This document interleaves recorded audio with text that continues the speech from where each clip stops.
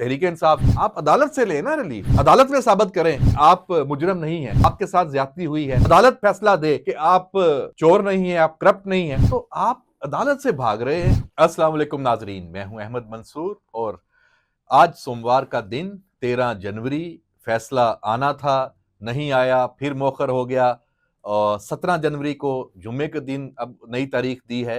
जो एहतसाब अदालत के जज हैं उन्होंने अडयाला जेल में वो पहुंचे और उन्होंने जो उनके रिमार्क्स हैं उन्होंने ही कहा कि मैं तो 8:30 बजे का आया हूँ, 10:30 बज गए हैं। जो मुल्जमान हैं, मुल्जम इमरान खान और मुल्जमा बुशरा बीबी, वो अदालत में पेश नहीं हुए और उनकी गैर मौजूदगी में जज हैं जो नासिर जावेद राना, उन्होंने मुनासिब नहीं समझा कि फैसला मुल्जमान की गैर मौजूदगी में सुनाया जाए, तो वो फैसला जो मौखर करके अगली तारीख दे के चले गए।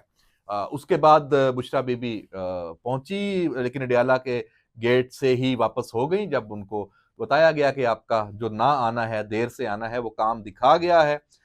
इमरान खान जेल के अंदर मौजूद थे, उन तक जो जज साहब हैं उन्होंने पैगाम भी 2 मरतबा पहुंचाया। अदालती अमला मैसेज लेके गया कि जनाब आप आए, आपका फैसला होना है, आप अदालत के अंदर हैं, जज साहब बैठे हुए हैं।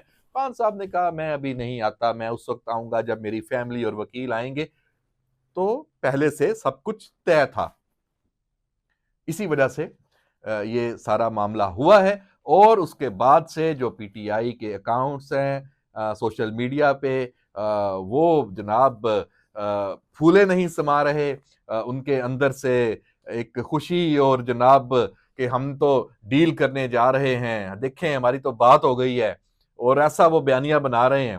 तो जनाब इतनी खुशी डील की कि आप कोई डील चाहते हैं, डील मांगना चाहते हैं, आपको कोई रिलीफ चाहिए, आप लेकिन भाई 4 दिन मिले हैं, इस 4 दिन में फिर आप फैसला कर लें। जो अगर आपकी कोई बातचीत चल रही है तो उसके मुताबिक फिर आप उस पर अमल भी करें। लेकिन मसला ये है कि आपको ये जो कोई डील है, कोई ढील है, या कोई आपको रिलीफ है, या कोई मिन्नत तरला है, या कोई भी वजह है, ये आपको फेस सेविंग इस तरह नहीं मिलने लगी कि आप जनाब बड़के मारते हुए निकलें या सारा मामला हो। बिल्कुल भी ऐसी कोई सूरत हाल पैदा नहीं होनी। और जो ये मुज़ाकरात हैं, मैंने कल भी इस पे बात की थी, अगला दौर है वो अगले 2 दिन में हो जाना है, सामने आ जाना है। और उसमें अब राब्ता स्पीकर का जो पीटीआई की मुज़ाकराती कमेटी है उसके साथ भी हो चुका है, और उसके साथ साथ जो हुकूमती कमेटी है उसके साथ भी हो चुका है। हुकूमत की सफ़ों से भी यही बातें आ रही हैं, सारे इस मामले में खुश नहीं हैं। इसमें आप कह लें कि इंफॉर्मेशन अगर उनके पास है भी तो वो बता नहीं रहे। ख्वाजा आसफ के साथ अभी साफियों की बात हुई है, चूंकि कौमी असम्बली का इजलास भी शुरू हो गया है, सेनेट का भी कल से शुरू हो रहा है, तो पार्लियामेंट में जो गहमा गहमी है और एक माहौल है वो भी लग गया है। तो जैसा मैंने गुज़श्ता रोज के व्लॉग में कहा था कि यह पूरा हफ्ता सरगर्मियां बहुत ज्यादा रहनी है, और दोबारा से एक एक्टिविटी जो एक हफ्ता जो तकरीबन 10 दिन है वो थोड़ी मध्यम थी, अब उसमें तेज रफ्तारी आ गई है, तेजी आ गई है। ये जो फैसला है ये अब जुम्मे को, अब इसमें भी सवालात हैं कि अब ये जुम्मे को भी आएगा या जिन वजूहात की बिना पे आज 13 जनवरी को नहीं सुनाया गया तो जुम्मे वाले दिन भी ये सूरत हाल हो। लेकिन क्या इससे जो ये केस है अलकादर ट्रस्ट वाला, इसके मेरिट्स और डिमेरिट्स पे कोई फर्क पड़ेगा? वो तो चीजें वही रहनी है जो समातें हो चुकी हैं 100 से जायद, और इसमें जितने एविडेंस आ चुके हैं। और अब आप सलमान अकरम राजा जो वकील हैं, अदालत में जो उन्होंने दलाइल देने हैं, या जो दीगर वकला और पार्टी के लोग हैं, वो अब प्रेस कॉन्फ्रेंस करके बयानिया बना रहे हैं कि जनाब ये तो बड़ा कौम के फायदे का मामला है, इसमें तो कौम को इतना फायदा हुआ है। वाह जनाब, क्या फायदा हुआ है मलक रियाज। अच्छा, यहाँ पे एक बड़ी बात है कि इस सारे मामले में जो 190 मिलियन पाउंड जो फायदा दिया गया और जिनसे फायदा लिया गया, इख्तियारात के नाजायज जो उसका इस्तेमाल है, वो एक बड़ा इसमें एक अहम पहलू है इस केस में। मलक रियाज का नाम नहीं लिया जाता, तो तमाम चैनल्स पे भी है, वो एक बड़ी मशहूर क्लिप भी चल रहा है जियो पे कि जैसे ही वो पूरा इस केस की खबर चलती है तो साथ वो टू टू की आवाज आती है जहां पे भी मलक रियाज का नाम आता है। सीनियर जर्नलिस्ट हैं अमार मसूद और तजियाकार हैं। दानश्वर हैं और वी न्यूज़ के नाम से एक ज़बरदस्त किस्म का एक डिजिटल मीडिया का प्रोजेक्ट है, प्लेटफॉर्म है, वो चला रहे हैं। हाँ, उनका मैं अभी एक क्लिप, एक तबसरा देख रहा था, जिसमें उन्होंने ये नुक्ता उठाया है कि मलक रियाज तो इसमें सारा उनका मेन बेनिफिशियरी एक मेजर उनका रोल है, उनका कोई नाम नहीं ले रहा। तो यहाँ पे आके देख लें कि सारे बेबस हो जाते हैं, जहाँ पे पैसे की गेम हो और मीडिया है, सोशल मीडिया है और सब हर जगह पे वो एक प्रॉपर्टी टाइकून है। यानी जो प्राइम मिनिस्टर साबिक है, उनका तो हम सब बड़े जनाब चैनल्स पे भी पूरा नाम आ रहा है। एक सियासी जमात है उनकी कि उनका उन्होंने ये गबन किया है, उनकी ये चीज, उन्होंने ये चीजें साबित हुई हैं, करप्शन हुई है, उनकी अहलिया का नाम भी आ रहा है, मलक रियाज का नाम बीच में से गायब कर दिया जाता है। तो बहरहाल जी, लेकिन इस मामले में ये चीजें छुप नहीं सकेंगी। तो अब जो कौमी असम्बली का इजलास है वो गर्मा गर्म होगा, तकारीर होंगी, दोनों जानिब से एक दूसरे को ताने दिए जाएंगे और मुझे ये लगता है कि हुकूमत और तहरीक इंसाफ के जो लोग हैं, उनके दरमियान जो अब मैच होना है असम्बली में तकारीर का, वो इसी डील के नाम पे होना है। इधर से आवाजें आएंगी, ओ लेट गए हो तुम लोग भाई, उधर से आएंगी भाई भाग गए हो डरपोक। मतलब अभी एक सियासी बयानिया भी बनेगा और इसमें आप देख लें कि ये अगर फैसला सुना दिया जाता, आ जाता, तो ये नई कहानी इस तरह शुरू ना होती। तो बहरहाल इसका जो बर्डन है अभी तक ये काट लीजिएगा। तो जनाब इसका जो बर्डन है या इसकी जिम्मेदारी है ये मोखर होने की, ये पीटीआई पे ही आ रही है। क्यों? क्योंकि जो इसके फौरन बाद भी जो गुफ्तगू हुई है, तस्लीम किया फैसल जो चौधरी हैं, वकील हैं इमरान खान के, उन्होंने भी ये कहा कि वकला भी नहीं थे और मुल्जमान भी नहीं थे, तो उनकी गैर मौजूदगी की वजह से।